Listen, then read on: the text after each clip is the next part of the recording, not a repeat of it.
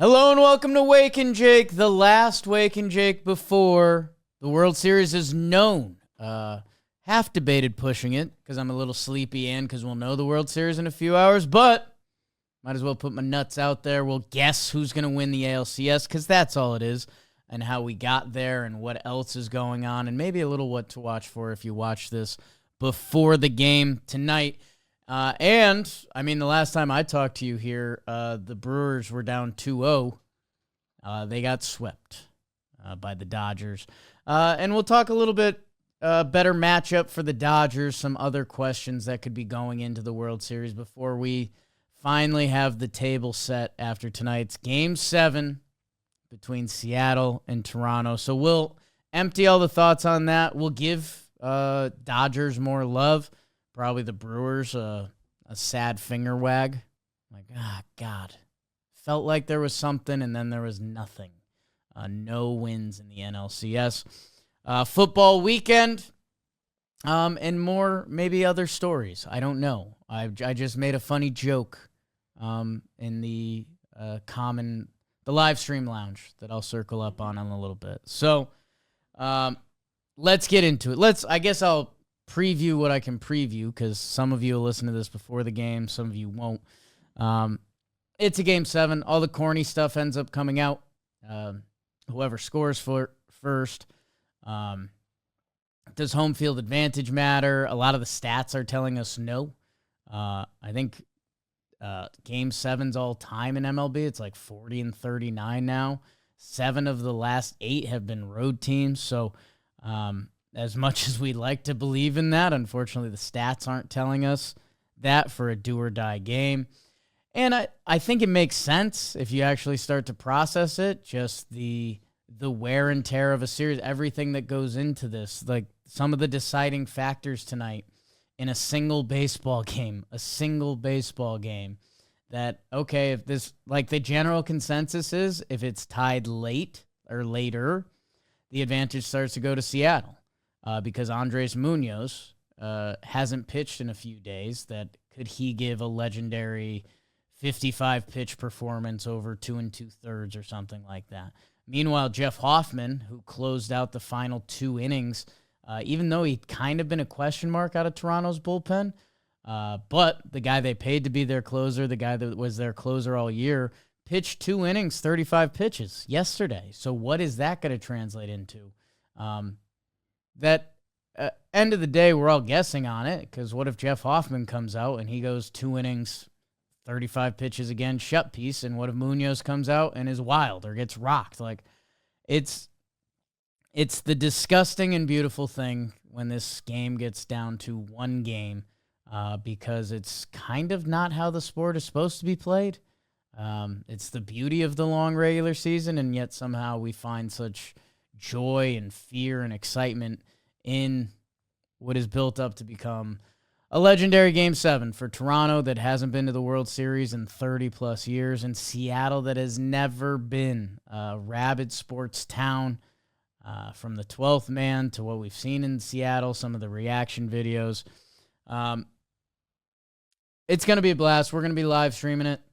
I don't have too much analytics or what to watch for. I think if you're locked into baseball and you've been watching, it is just crazy. I think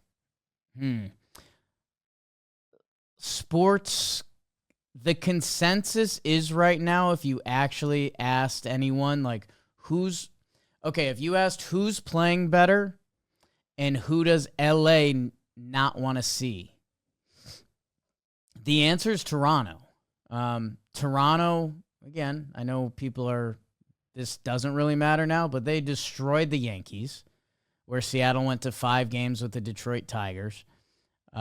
Toronto, what they have done to Seattle's starting pitching is insane. Like, what used to be the calling card of this Seattle Mariners team, the rotation has a 7.33 ERA.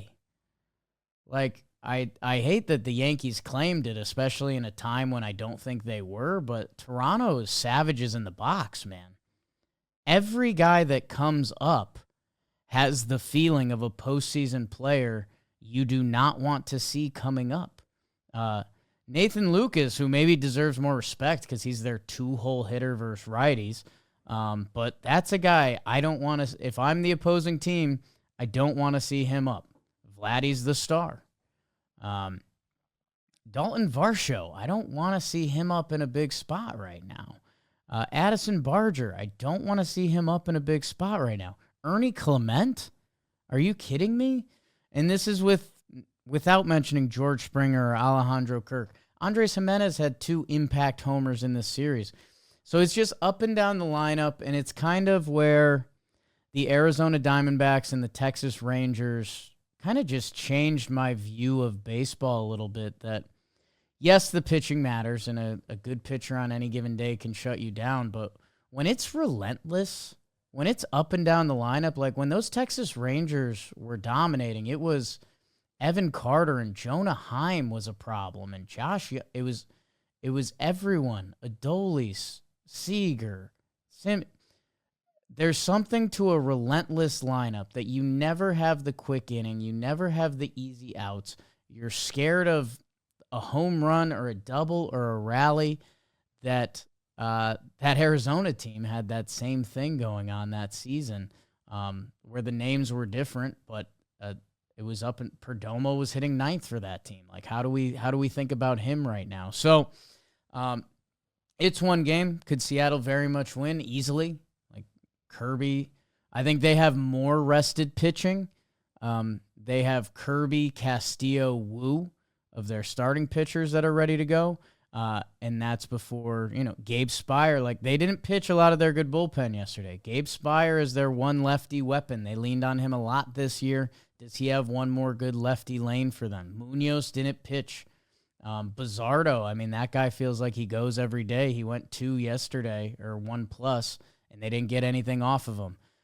Brash is the one that's a little scary. He's gotten them to the dance, and he has wipeout stuff, but it's 2 pitchers and, 2 pitches, and the way some of his pitches almost move so much. This is a bad Jake unproven theory that will never get verification, but Matt Brash's pitches move so much that I think if you're a locked-in hitter, you kind of know what's coming, or you can anticipate better which way the ball is going to be moving. I'm going to let the nerds dance with that one for years after me, because that theory's no good. And I used to say Dustin May's fastball moved too much. People didn't like that. I still don't really understand what I was saying with that one. Where's he at? Red Sox. Oh, wild. We'll get more into Dustin May at another point this offseason. For now, get ready for Game 7 tonight. And it's all brought to you, including Wake and Jake, is brought to you by Arena Club, presenting sponsor, arenaclub.com/Wake and Jake. That'll get you 20% off your first slab. If you don't know what that is, well, listen up. Arena Club. If you've seen or heard of Rippin' Packs, well, that's what we're doing. But the Arena Club packs, they're giving you the goods, and they're giving you options. Instead of having to wait weeks, your card appears digitally right away, and you decide what to do next, whether it's sell, trade, auction, hold, or ship it. So whatever you're in this game for, if you're trying to do that flip, if you're trying to collect, wherever you land, Arena Club has you covered, and kind of instantly. And plus, these are real deal. It starts at $25. It goes up to $1,000+. With Grails worth 20 times or more. Arena Club shows you the full checklist and odds before you rip, meaning there's complete transparency. Whether you're just starting a collection, building it like a dynasty team, Arena Club is the best place to do it. Past Grails have included cards worth tens of thousands. Your October pull could be just as legendary. So don't just watch the October baseball, collect it. Go to arenaclub.com/Wake and Jake. Use code Wake and Jake to get 20% off your first slab pack. I guess some closing thoughts on the Toronto side. Their pitching path to victory, if you will. Those from Talkin' Yanks pregame show know you know. It's going to be Bieber for them, who last time he went 6 innings. in any Game 7. Again, the cornyisms that are true, like spikes are on for everyone. Shane Bieber loads the bases with a hit and 2 walks in the first inning. I can't promise you he's going for that last out. Like, this is one game to decide it all. I think their ultimate weapon for them today is Gossman. So for me on the Toronto side, I'm going to be interested to see if they shoot Gossman early, or they could have Gossman as their closer. Like, if you're telling me the 2 options are Gossman for the final 2 innings, 3 innings, or Jeff Hoffman coming off 35 pitches and kind of his first good outing in a while, I lean Gossman. We'll see if Mad Max Scherzer gets involved. I'm praying he does, because that bullpen entrance will be all-time legendary. Like, fire me up. Max Scherzer sprinting in from the bullpen for the Blue Jays at age 41. The only guy I think they like in their bullpen is Louis Varland, who has also gotten hit. But he comes in. He's got a good reliever attitude, wrestler mindset.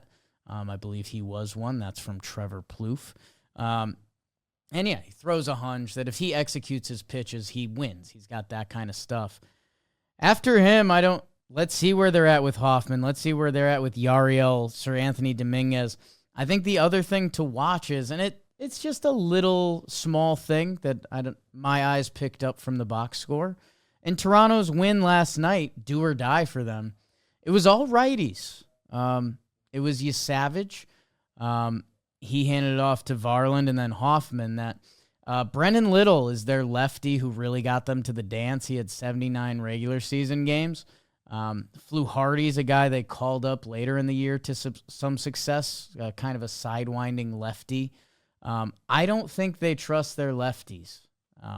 So with their righty starting pitchers, with their righties in their bullpen, or if they go to one of those lefties, is it a one-out situation? Do they think they can attack the Seattle lefty lane? Man, 2 franchises that haven't had a ton of recent success, 2 managers that, I don't know, Schneider's reputation before this year wasn't so hot. Dan Wilson, I guess, neutral to plus. Like, remember, they fired their manager, Scott Service, and then they were like, yeah, Dan Wilson's the intern. I don't think they even said intern. They just said, you're the manager. Yeah, that's immediate insert. I think everyone was like, wait, is he interim? And they were just like, no, Dan Wilson works here now, which, I don't know. Is that legal? It's definitely not like football Rooney rules. But anyways, it should be some good baseball. I do think Toronto right now is the better team. I think they can find pitching performances where Seattle, personally, I think they have more pitching. But what their lineup does top to bottom right now, and that's, I'll tell you what I was questioning this morning in the shower, because I'm a big, you can't just find hitting. They just found hitting. Nathan Lucas, 31-year-old, hadn't made it to the show. He's hitting 2 between George Springer and Vladdy. Confidently. Not like, hey, we got to juggle the lineup and spread out our lefties. It's just the right choice. He's their 2-hole hitter, and he gets 3 hits every game. Same with Ernie Clement. So that's, Barger for them was actually a pretty big prospect, and it seemed like he, had a really nice year. Varsho has clicked into gear with them with his like high OPS baseball approach, which for how much I talk about OPS, it's just when he makes contact, he makes it count. I don't fully know what to do with Ernie Clement. The quotes are cool, and like he looks like a young Aaron Boone. Like, I don't know. Like, next time you see him, get a side-by-side of Ernie. Has anyone like posted that on X yet? Look that up, Beebs, because we've talked about it very casually in our live streams. They're very close doppelganger, third baseman. The hair is similar. I don't know what to do with Ernie Clement. I don't know what to do with Nathan Lucas, because It seems like the Blue Jays have taken two guys off the scrap heap of sorts, and they've turned them into like an anchor third baseman, and an anchor corner outfielder in Lucas. So David Popkins, their hitting coach, has been getting a ton of credit. That I think if you're LA, you would much rather face Seattle at this point. Okay, so people are talking about it. Handful of tweets.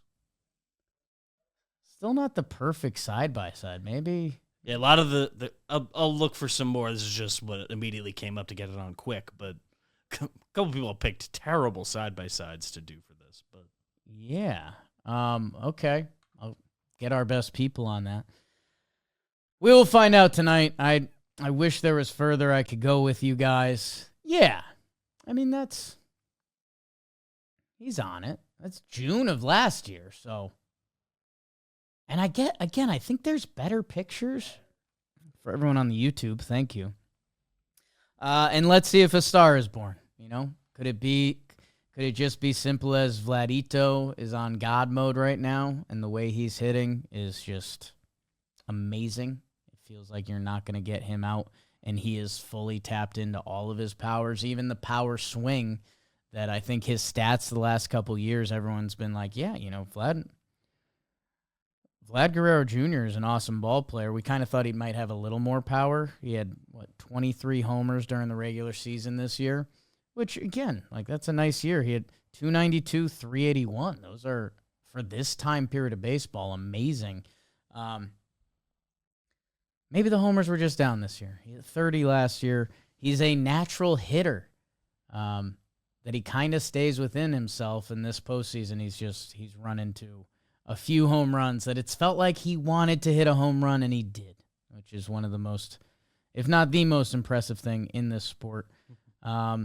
Give us some moments. Give us a good game.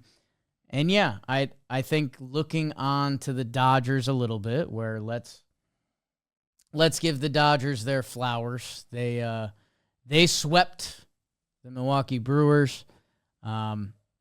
David versus Goliath, and Goliath. That's the one they don't talk about as much in that book. And it's why Goliath had the reputation, I suppose. Just nasty. Just the pitching was unmatched. Snell, Yamamoto, Glasnow, Ohtani. And I guess we can get to the Ohtani guy too. And even the bullpen, the bullpen showed a couple blips, but no real bleeps. You know what I'm saying? But no, they couldn't do anything against Snell, Yamamoto, Glasnow, or Ohtani. In that last game, what Ohtani did to them, what people are calling and nobody's really arguing with, the best baseball game ever played. 3 home runs, 6 innings, 10 strikeouts. It's unreal. It's, the applause or the rise in the stadium when he's about to get an at-bat, the feeling of must-watchness that baseball kind of hasn't had for a little bit. He has that, and we're going to see it on the World Series stage again. I just think, and going back to the last Wake and Jake episode, I gave a whole spiel how I was telling you guys, Toronto and Seattle, this has the best chance to become a series, right? If you're Toronto, everything went wrong. You just wash it. You try to go from there, get it back to Toronto. And that's kind of what they did. And coming into the series on Talking Baseball, I flip-flopped. Coming into the playoffs, I picked Seattle to come out of the American League. I do think they have the most overall talent, and I'm not necessarily backing off of that. But it goes back into what I was just talking about. What if Ernie Clement was in a 1-for-18 this postseason? I'd be like, okay, postseason baseball is different, and it's a small sample, blah, blah, blah. Instead, that guy, I was comparing Mookie Betts to him. Like Mookie Betts' RBI single, what was it, in the first inning? Or no, the double when Shohei tripled the night before. That's right, the starting pitcher that hits leadoff for them, he tripled the game before, and Mookie had an Ernie Clement-esque swing that helped them get that run on the board. Seattle's talent is pretty cool. I think pitching-wise, they have a little more talent, and they added those 2 corners from Arizona. What Jorge Polanco has been for them, Cal Raleigh with a historic season, Julio climbing the ranks of special. It just feels like we're going to get home runs versus small ball tonight. Like if Seattle can run into 3, because my God, every guy in their lineup is trying to hit a ding-dong. And Toronto is very much the opposite. So in a way, and kind of the whole thing circling back to before the playoffs, if you're rooting for a brand of baseball, and this isn't shots fired at Seattle, it feels like Toronto's approach to hitting is old school in the fact that early in the count, they're going to try to jump you. They're looking for their pitch. They're going to put a big old swing on it. Like George Springer's hat looks like it's flying off. Barger's hat looks like it's flying off. And then, if it gets to 2 strikes, they're doing everything to not strike out. And I think Jeff Passan, I forget, where was I listening to him? In my text messages? No. I think he was on Rosillo a few weeks back. And he quantified it the best way. And I was jokingly, I hate to compliment Jeff like this. That's such fake male shit. Although I talk about Trev like that all the time. Fake males. Anyways, I think Jeff Passan said, how could strikeouts be such a celebrated stat for pitchers, yet not concern you with hitters? Think about that. If we talk about how electric a pitcher is or how dominant it is, we start pointing to their strikeouts, yet we stopped penalizing hitters for it. That's insane. Stopped acting like it is worse than a normal out. It's hitters versus pitchers. If a pitcher does this, it's really good. That means that's really bad for hitters, and we just flew so far away from that. Yes, if you can put up a whole nother stat sheet, like if you're Judge and you strike out a bit, guess what? Who cares? You're hitting at a historic level. By the way, has gotten better at striking out. Strikes out less. I think every year he's gotten at least a little better. Now he doesn't even strike out excessively. So that the 3 true outcome baseball that we've been trying to get away from, and I think successfully getting away from, the 3 times through with the starters and banning the shift. I genuinely will not have a dog in the fight tonight. In a way, if Seattle goes to their first World Series ever, how can I not root for that? Toronto, I think they would have a puncher's chance at the Dodgers, just because of everything we just talked about. Oh, God, I haven't talked about the Brewers yet. I do need to mention to the people about Shopify. So let me get this in before Brewers. I'm sorry. This app is brought to you by Shopify. It's the best place to start and grow a business, which is why we partner with them here at John Boy Media, because it's big facts. Not only, I just burped a little bit. I'm sorry. Not only did we just relaunch our merch store on Shopify with our new /line site, we got a ton of new designs, and doing it with Shopify was a dream. We brought the ideas. They brought the execution. It was beautiful. But Shopify goes way back on the way back, like day one John Boy Media. Getting merch up, the CC That's For You bitch shirt, a little TBT. And they've got all sorts of tools, AI tools that help you know what is helping your business, what's working, what is not working. It's all in there. If you're looking for data, if you're trying to keep up, Shopify has it. So why don't you click the link in the description and sign up? $1 per month trial at shopify.com/bakers. If you're ready to leave the amateurs and head over to the big leagues, go check out Shopify. Wow, /Bakers. How do you like that? Yeah, before I get to fake World Series previews for whoever the Dodgers will get, should cover the Brewers a little more. If the Brewers wanted, I said it was reactionary, and I guess I'm going to ask myself if it was too reactionary, because I do believe in sports. Like, I just do, that nothing is really guaranteed. Although, you know, some things are. Like, I grew up with UConn women's basketball. They're like, there's a lot of teams, if they played them 100 times, they would beat them 100 very easily. Like, that's different what they were doing. If the Dodgers and Brewers played a 107-game series, I think the Brewers win 5 of them. I think 5%. And this is a little bit of torment for Brewers fans, because you can go back to the drawing board and be like, man, that game 1 was kind of there, right? And that game 1 was kind of there. And they would have had to win that game 1. Like, if you're drawing up how did the Brewers beat the Dodgers in a 7-game set? They need to win game 1. Like, in their 5 total outcomes of victory in my fake science report I'm making up, they have to win game 1, because otherwise they got to win 4 out of 6. And I don't think they can against this team. And the other thing, and I mentioned that going in, that the Brewers were undefeated against the Dodgers during the regular season. And this was kind of the last Wake and Jake rant I gave you guys, or a couple episodes ago, where I was like, that's great if you win game 1. Because if you win game 1, you're 7-0.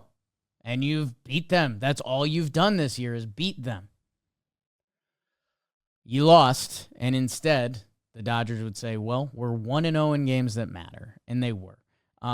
They were there after almost getting no hit by Snell, and you could have changed the whole narrative. That Dodgers bullpen that looked like the Achilles heel that the Brewers or anyone needs to get to if you want a chance, although they've looked pretty good. They had them on the ropes. In hindsight, know how many hits the Brewers had in that first game? It's 2. It's quantity 2. So, again, what I'm talking about here, for the Brewers to have won this series, they had to steal game 1 or win game 1 in the alternate realities we're talking about, the Spider-Verse.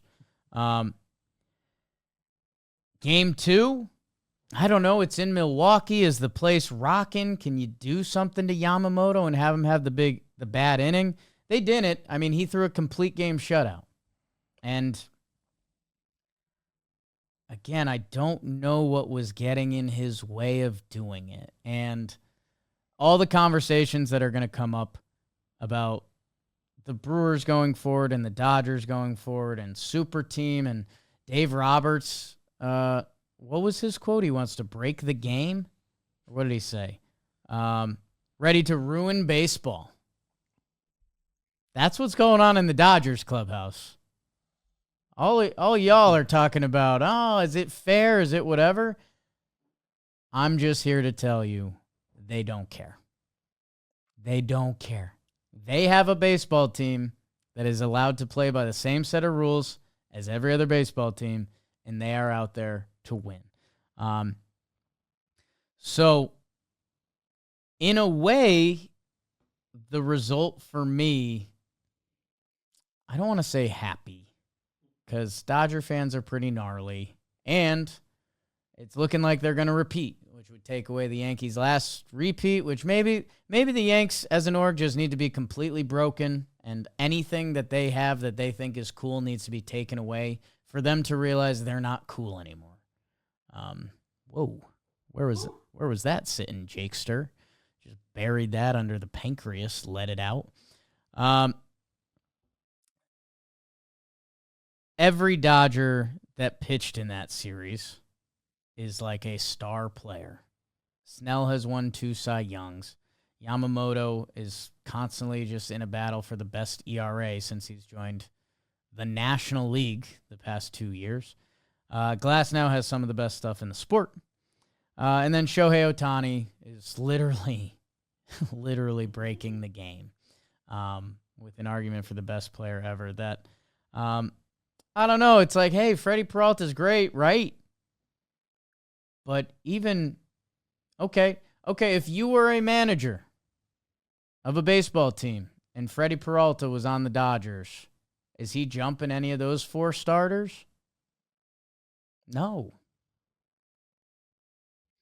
I mean, coming into this playoffs, and this is where playoff baseball is a little messed up, if you got to pick a relief pitcher from either team, who would you pick? If we're counting Mizorowski as a reliever, I think he gets an argument. He was kind of a starter bulk guy. I think it's Sasaki. Like, McGill got hurt and was kind of building himself back up. Uribe showed a little bit of his flaws along the way. Okay, so are you telling me the 4 best starting pitchers and the best reliever were on the Dodgers? Like, I don't know. I want high-end talent in baseball to matter so we don't go to the drawing board every year and we're talking about the few baseball teams that don't have a lot of star power, but they find a way to navigate 162. You know who those teams are. I don't have to name names right now. Because that's what good sports are built around. It's about the stars. It's about seeing the best players. And yes, don't get me wrong, I love the beauty of a good team and when it all comes together. Compliments to Toronto right now and what has been built up in that lineup. But also they have Vladimir Guerrero Jr., who's got $500 million coming his way. They paid George Springer a good chunk of money in free agent. George Springer's an all-time postseason hero. He's on that. Max Scherzer is a heroic. They check all of those boxes along with Seattle. I don't need to do Cal Raleigh and the young pitchers and whatever. Or maybe I do, just because maybe they're about to run into a buzzsaw Dodger team that is just, you could have the all-star team lineup out there, and if Blake Snell has his best stuff, I don't know if you're hitting him. Cy Young's in both leagues. His one flaw has been walking guys, which is that wild, or does that mean they just went up there and they hoped that Blake Snell walked them? Because my guy was literally playing a video game for a little bit. He spammed the changeup for an inning, and righties just swung through it. And then he was the way he was mixing in his curveball, it looked like he threw out the rules of pitching and was just making it up as he goes. Anyways, let's see who's waiting for him there. I think they would rather face Seattle, because they get home field advantage if they face Seattle. So they would stay in L.A., host them, have home field throughout, 1-2 and then 6-7, excuse me. And yeah, I think they just know what they're dealing with. Seattle has a lot of swing and miss. The Dodgers rotation has a lot of swing and miss to it. Maybe David and Goliath part 2 with Toronto and their lineup and their contact hitting approach against that pitching staff. And could they actually get to the Dodgers bullpen? Because that's what we thought was the one thing. But it's starting to feel like, the Dodgers are who we thought they were. They are kind of a goddamn super team. You haven't seen a lot of Conforto this postseason. They signed him for $17 million in the offseason. Not even a part of it. Don't need him. Shohei's feeling all-time special with, just the best game ever played. These are guys not pitching for the Dodgers, whether it's injury or just not invited. Tanner Scott. Okay, let's just do bullpen. Tanner Scott, Brock Stewart, who was nasty on those Twins teams. Kirby Yates, ERA was in zeros last year. I think so. Michael Kopech, lights out for them in their World Series run. Evan Phillips used to close games for them. Brewstar Gratterall, one of the best bullpen weapons when he's right. So they've got a whole bullpen that's just not participating in this. And then, I don't know, it's all young pitchers. Tony Gosselin, Gavin Stone, River Ryan, I bet. Yeah, man, they have the depth. They have the talent. And let's see who's waiting for them, because it's going to be David Goliath Part 2. Could it be Toronto's style actually affects their pitching? Does Seattle have the sneaky, heroic, all-time Seattle legendary run in them to make baseball baseball? I don't know. It feels like a lot of the same questions we said about the Milwaukee Brewers. And then after what I just saw, as someone who believes in sports more than anyone in the world, I said in a 7-game set, the Brewers maybe take it 5% of the time. That's tough. But it's honestly how good they look and feel right now. Inner Circle Hall of Famers, yeah, man, I think we're going to look back and realize what we're seeing. Because we kind of know, but we can't say it yet. The D word. Dyna? Or is it DraftKings? And I'm going to tell you guys my joke I made in a second. Today's episode is sponsored by our partners at the DraftKings Sportsbook. Stay in on the action. And if you get your bonus bets, maybe check out the same game parlays. Because if you rack up that parlay the right way, you get the bigger payoffs. They've got live betting. I've been getting the pitch speed game.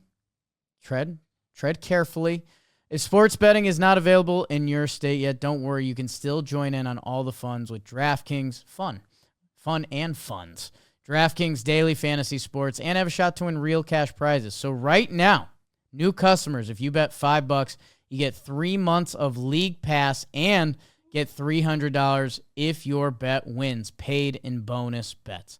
So download the DraftKings Sportsbook app. Use code JMSports. That's code JMSports to get $300 in bonus bets instantly if your $5 bet hits. Plus, 3 months of NBA League Pass. In partnership with DraftKings, the crown is yours.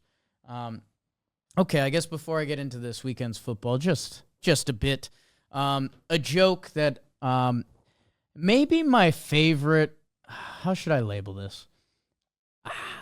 I'm going to start by saying vulnerable jokes. A stand-up routine, when I used to think about doing stand-up routines. People that have it the easiest are like priests or fathers when they give like the sermon. Like if there's someone in Wisconsin that's giving the Sunday sermon and they're like, I hope that we're protected from the storm, and I hope Jordan Love's protected from that Bears D-line. Like, you just get a little chuckle from the crowd. And it's just like, that's easy. It'll work. If you make that joke with your buddies at the bar, they're like, what are you doing? But in that environment, the joke plays a little extra there. This one comes from a yoga class probably a decade ago. I think I was living in Dallas. And I think at the end of the class, the person hosting it said, hey, the next time you think of, I think it's a hot yoga joke specifically. The next time you think about leaving yoga class early, just say, namaste. I hit the people in the live stream lounge with that. They were not ready. So I don't know if you have yoga people in your life, you can use that one, or just wherever. But that joke hit me and stuck with me like none ever. All right. Let's do a little football. Hey, we got 2 Monday nighters tonight. So God, it's a sporty night. Bucks Lions at 7. Get ready for that. Yeehaw. Houston Seattle, the later shift, not as sexy, but you could talk yourself into it. Where are the Texans and Stroud at? Darnold and Seattle with a chance to kind of join the elites if they go to 5-2 this season. So we will be tuning in to all that jazz. I'll be honest, Saturday, was kind of my off day, and I didn't really watch college football. I was in slug mode, which you're like, Jake, if you're in slug mode, doesn't that seem like a perfect time to watch college football? I actually fired up a little college football on the Xbox. Really got lost in it. Hit the recruiting trail. So that's how mentally tuned out I wanted to be. That I said, you know what? Let me lock the apartment and start recruiting fake people to Michigan State. By the way, our 2031 team looking pretty good. Looking pretty good. That brought us to NFL Sunday. Or I guess on Thursday, I guess we didn't cover it. Joe Flacco with the Bengals upset the Steelers 33-31. It was the battle of the olds. It was a historic old guy night. Scherzer was pitching, Flacco and Rodgers in this game. And yeah, Mike Tomlin's quote kind of comes back to bite him in the butt, but also a little Cleveland, what is you doing, baby? Trading Joe Flacco, who's still out here twirling it. A couple Wake and Jake episodes, we brought up his Pro Football Reference page. It's crazy how long that dude has been in the league and was very much on the bench quarterback. You don't play anymore. When are you going to be out of the league? And he was a star quarterback. He won a Super Bowl. He got the massive contract that a lot of those guys, they don't want to just hop over to the backup role. He stayed in it, and now he's starting for the 3-4 Bengals after they beat the Steelers on Thursday night. We head on over to Sunday, where London game, the Jags back in London, most wins of any London team ever. They got housed. The 4-2 Jags that were kind of becoming sexy. I was talking myself into, their head coach Cohen, and he's an offensive guy, and I like a lot of the pieces. Their turnover numbers were crazy, but it's starting to feel like crazy in the luck way as the Rams gave them the business. 35-7. Matthew Stafford, a friend of a friend, 5 passing touchdowns. That's pretty good. They had no Puka Nacua in this game, and Devontae balled out. And just like the better team here, Travis Hunter ended up saving Fantasy Day if you're someone that panically picked him up in 2 leagues. So didn't start him, but maybe I'll get excited about that. On to the regular slate. The Chicago Bears, after going 0-2, and I was tough on my Bears and Caleb, they have now won 4 in a row. Their Cowboys win, starting to look a little better as the Cowboys offense. Okay. Raiders, Commanders, Saints, not necessarily as impressive, but they're winning NFL games. The Bears are 4-2. And the offense looks solid, although Caleb still has some critics out there. They're going to have a really fun one coming up this weekend because it's the Ravens with basically their season on the line. Lamar is coming back. And just college football is dealing with this the most, where we're trying to figure out best team and what you've actually done on the field. Like if you have that 8-0 record, but you haven't really played anyone versus a team that's 6-2, but you've played 4 really good teams. College football is still sorting out how they're going to rank that. Vegas doesn't because they're dealing with money. The Ravens are hosting the Bears this weekend. The Bears are 4-2. The Ravens are 1-5. The Ravens are 6.5-point favorites. That shows you where they're at with these. Hey, Bears are winning. They could have easily lost the Raiders or Commanders, and that would feel a lot different. Fun test for both of those teams coming up this weekend. The Browns rolled the Dolphins. Quinshon Judkins. Okay, 3 touchdowns on the ground. Dolphins, it's getting as ugly as it kind of gets. Mike McDaniel's vibe when he was winning was, whoa, this guy's kind of cool and quirky.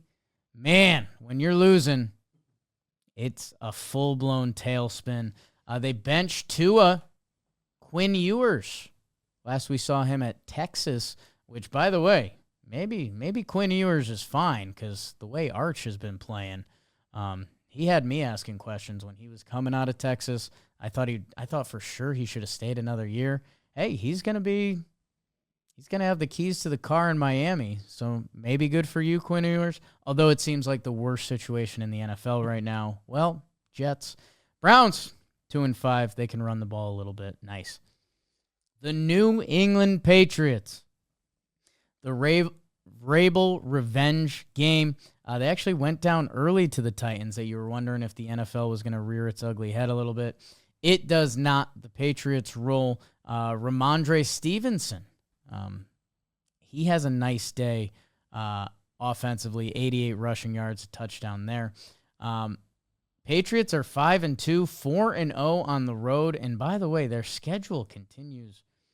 Browns, Falcons. Okay. I don't know where everyone's at with the Falcons. I don't know if the Falcons know where they're at with the Falcons. At the Bucks, then it's Jets, Bengals, Giants, although that's changed a little bit. Drake May completed 90+% of his passes. That was the most in New England history. We're getting into a very interesting area with Drake May. All the numbers say he's great. There's still doubters out there. Is it people with lingering Patriot hate? Am I one of those people? Is he just the dude? We're going to find out a lot this season. The Patriots. How about this? I'm gonna say a complimentary rude thing about the Patriots. The Patriots and the Colts. Every year the NFL has a team that just racks up wins that going into the postseason you don't like them. Patriots and the Colts. Those seem to be the two that unless Drake May continues kind of on God mode, you're not going to like them come the postseason, but they got a chance to have really good records this year. Let's see what happens. Titans, awful. Next. Chiefs 31, Raiders 0. Yikes. Someone who had a little bit of Raiders stock this year. Things fell apart awfully quick. They have their bye week coming up. I think Bowers had a chance to play in this game, but they said, hey, let's just get into the bye week with you actually healthy the next one. And the Chiefs are kind of back, people. Mahomes, 286 through the air, 3 touchdowns. I mean, this game was over before it started. And the Chiefs, we hadn't seen them be dominant in a little while, and it feels like it's happening. Eagles, Vikings. The Eagle tailspin, how much was it going to spin? It stops here. Hurts, 326 through the air, man. 19 of 23. It's a signature Jalen Hurts stat line that you're like, what? And yeah, it's kind of because teams stack the box because you need to stop the run against them, but that's none of his business. And they seal it with an A.J. Brown catch at the end. Vikings still playing with Carson Wentz at quarterback. What's that about? I think JJ next week. It's interesting. They said that. I've been listening to my guy Bill Simmons. He's not my guy, but I'd like to think we could be friends. I listened to him, so that's nice. They was being pretty tough on JJ because I think they're saying it's a sprained ankle, and he's been out a while. Quarterback in the NFL. We'll see what's going on there. Devontae Smith, 183. He's going to be a football Jolly Olive video one day. That dude is a dog. Won the Heisman. Eagles are 5-2 after the sky was falling for them, as it seems like it does every year. Vikings 3-3, bottom of their division. How do you like that? Here's the New York sports update. The Panthers beat the New York Jets 13-6.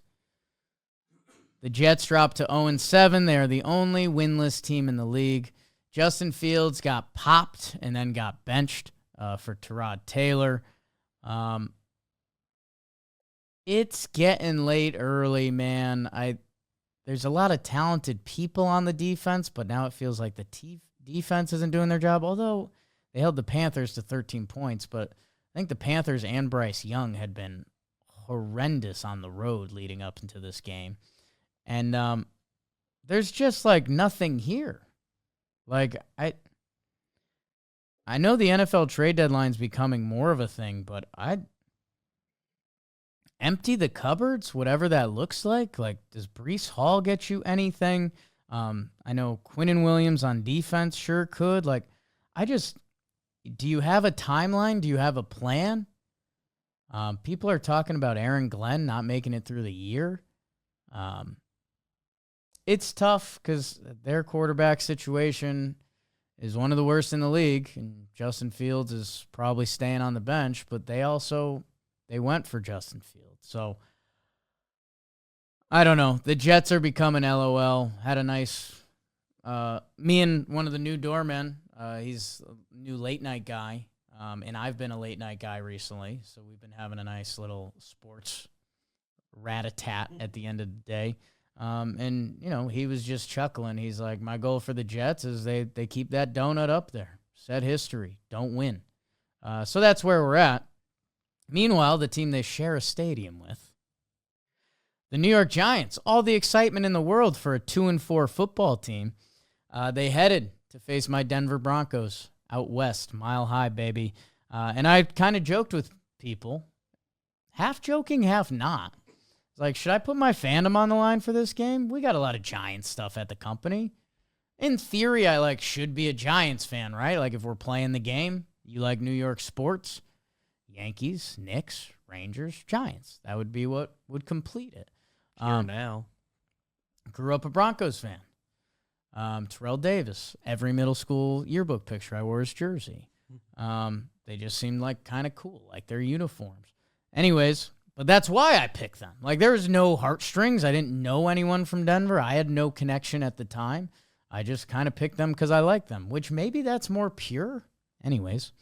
And yeah, they'd lost my fandom a little bit. I gave you the speech. I wish there was more sex appeal around the field. Give me, give me the crazy speedy receiver. Give me the running back that makes plays. Like, they've got a little bit of everything, but not like you need to watch this.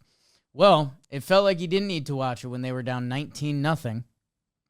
And the Giants hype train may be higher than it's ever been. Like, higher than it was when they won a postseason game with Danny Dimes, who we'll get to him in a second. Things fell apart. 33 fourth-quarter points for the Denver Broncos. A back-and-forth final 2 minutes that, just kind of shows off what can happen in today's NFL. I was shocked by both teams. I was shocked Denver didn't try to chew out more clock before they scored. I was shocked the Giants didn't try to chew out more clock before they scored. And then the missed extra point by the substitute kicker. And yeah, there was just a perfect amount of time in today's NFL that the Broncos could approach it. Like, basically, we could have one incomplete pass if we want. Otherwise, let's take a couple 20-yard throws down the field and we'll be in field goal range. They hit a game winner. People were calling it one of the games of the season. I was in a trance surrounded by Giants fans as we got ready for the live stream, debating, am I a Broncos fan? Checking inside my soul. Well, if I did put it on the line, the Broncos held serve. They're 5-2.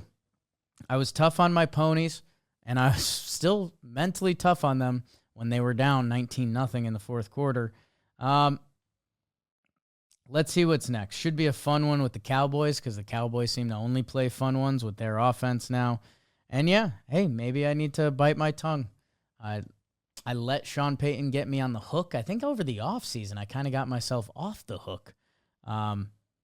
They're fun. They're fun. Bo Nix with a historic fourth quarter. Buy in, Jake. Come on. Maybe they're the team that wins a tons of game that nobody believes in. Anyways, Colts, who I just gave that title to, beat the Chargers that I was high and mighty on. The Colts offense is prolific. This feels like the Rams when Kurt Warner joined. Like, the Colts do not punt. Jonathan Taylor, 3 touchdowns. Herbert played out of his mind, but it didn't matter because the Colts offense was so dominant that they were up, 23-3? that, some of those second half points, I think they were just kind of letting the game happen because they had enough of a lead. Tyler Warren, the rookie that, God, sometimes we get so dumb in sports. Like Tyler Warren, when you looked at all of the players coming out of college, he was one of the best players. It wasn't a discussion. Yes, he's a tight end, but one of the best players. Like he was going to work. He is working for Indianapolis. And then the Danny Dimes part of it, I think it's still just a shock how many people watch this sport and don't realize how important an offensive line is. And maybe cursed franchises, as we're seeing with the Giants. But my God, he looks good. They look amazing. They take down the Chargers in L.A. My Chargers, I think they'll be back. They need to get a little healthier, get a little grindier, but that's why they got Harbaugh. The Cowboys, how about them? 44 points on the Commanders. Jaden Daniels goes down in this game. Hate to see that. Commanders starting to feel like, is it going to be a cursed year there, 3-4? Well, meanwhile, the Cowboys, Javonte Williams continues to tote the rock and look incredible. And do they have the best 1-2 receiver punch in the game with CeeDee Lamb and George Pickens? I think so. Dak, 3 touchdowns, no interceptions. It looks like they're back. I forget which analyst broke it down originally, but when the Cowboys were struggling last year, he was like, the Cowboys have built their team to be from ahead. And I've said this before on here, and it sounds blatantly obvious. Every team wants to be ahead. But like when the Cowboys can rush the passer and their offense, they can go either way with it. They can throw the ball, run the ball. They are a dangerous team. When they get behind and it's throw only, and they were struggling to stop the run last year, that's where they get into trouble. They're kind of electric, man. Hung a 44 burger on the Commanders at home. Broncos Cowboys next week. I'm excited. Okay. Packers Cardinals. Not a ton of juice for me. Jacoby Brissett playing quarterback for your Arizona Cardinals, which maybe that's part of the reason I'm not as juiced up as the Packers getting to 4-1-1. We love that. Trey McBride, 2 touchdowns. I didn't watch a ton of that game, so I'll keep it moving. And kind of the same with the Niners. We were in live stream mode at this point. But the Niners are 5-2 with a lot of Mac Jones at quarterback. Run CMC, 129 yards on the ground, 2 touchdowns. Led the team in receiving, 7 for 72. That guy is a freak show. And yeah, the Falcons, they only put up 10 points on the road, East Coast, West Coast, primetime game. Nobody knows what to do with Penix. I'm kind of not bought in. I'd heard even someone throw out the Tua comparison, and that's scary because where are we now with that? Let's see. I don't want to write him off because I do think he's fun, but I don't know what to do with the Falcons franchise as a whole. Bills and Ravens had your bye, and now we say goodbye. Thanks for tuning in. We love you guys. Wednesday, maybe we'll bring in Jolly. He's jonesing for it. My God, the thirst. Make sure you're subscribed, share, and we'll know the World Series. My God. Thanks, guys.